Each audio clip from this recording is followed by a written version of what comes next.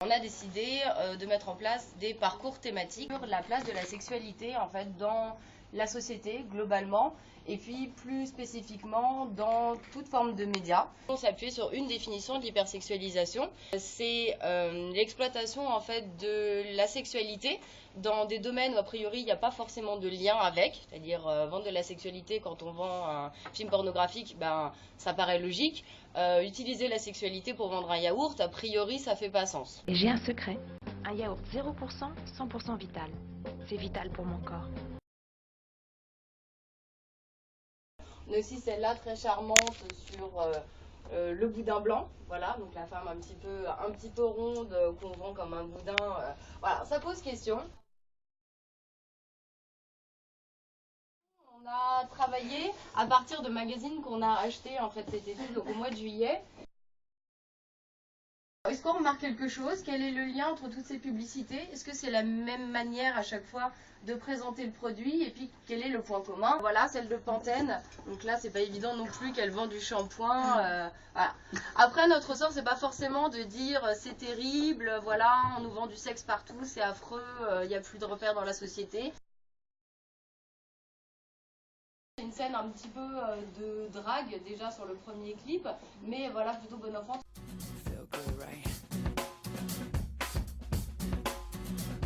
Dans le deuxième, c'est beaucoup plus suggestif et généralement il utilise, alors le Justin Timberlake, il utilise lui des femmes qui dénudent.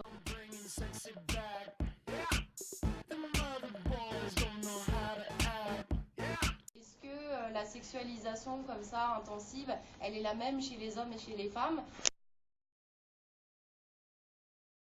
De définir proprement les choses et de voir exactement quelle définition il y a derrière chaque concept. Donc on a créé une roue. Préjugés, ça vous évoque quoi? À votre avis, qu'est-ce que c'est? Est-ce que vous avez des exemples à donner, etc.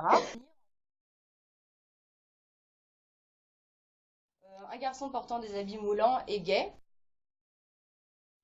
C'était pour montrer aussi que les clichés liés aux femmes, ils retombent aussi sur les hommes, c'est-à-dire que souvent, voilà, on focalise beaucoup sur les femmes, il faut être belle, disponible, etc.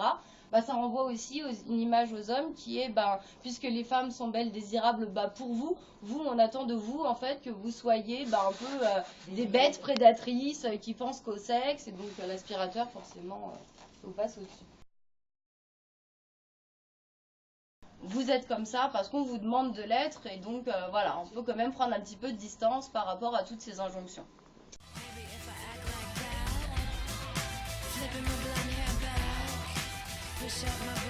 Elle dénonce un petit peu tous les clichés sexistes qu'on retrouve habituellement dans les clips de hip-hop, de rap qui sont quand même très très stéréotypés. Je me fais un plaisir de pas leur plaire. Est-ce que c'est clair? Maintenant barrez-vous, j'ai des dièses à faire. Avec mon groupe, on est venu polluer l'atmosphère. Le rap de merde qui fait mal à la tête. Ça permet de travailler avec un support qui dénonce par l'absurde en fait les comportements qu'on retrouve dans les autres clips ou publicités, mais de manière très sérieuse.